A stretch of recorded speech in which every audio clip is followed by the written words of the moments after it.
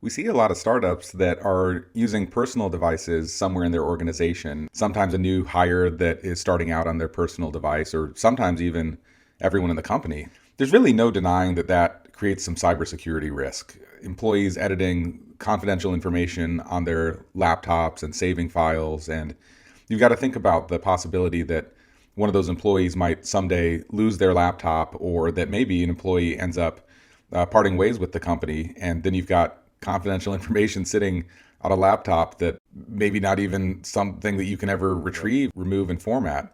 So there's definitely risk there. And I think as a starting point, what founders really should be doing is thinking about decisions that they can make that would either amplify the risk, which of course you don't want to do, or things that you could do to mitigate the risk. And I'll start by just giving an example of an accidental way that founders amplify the risk. And that's when there's a new company workflow that is very document heavy, something that involves editing files, editing spreadsheets, editing documents in files that are saved locally on each laptop or machine.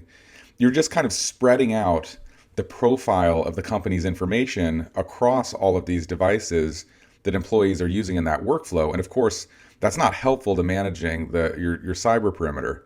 But instead, really savvy founders look at a workflow like that and say, let's find a purpose-built web app that stores information in a secure cloud where we have the ability to manage the access restrictions, turn on and off, read and write permissions, etc., and really have some control over that confidential information, and then direct employees to work within that web app when they're working on that particular workflow.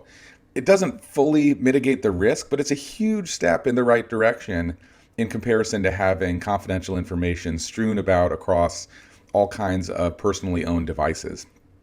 Some other things that smart founders are doing in situations where they find themselves stuck with employees using personal devices for whatever reason, maybe it's a budget reason. We see founders that help employees turn on full disk encryption. We see founders that help employees turn on auto lock on their devices. And sometimes even founders that set up virtual machines sitting in the cloud where when there is something that needs to be done kind of on a local host basis, that virtual machine in the cloud becomes the place that an employee remotely accesses to do that type of work. And it's pretty cost efficient to create a virtual machine for each employee to remote into. So that's certainly an option too. None of this is perfect.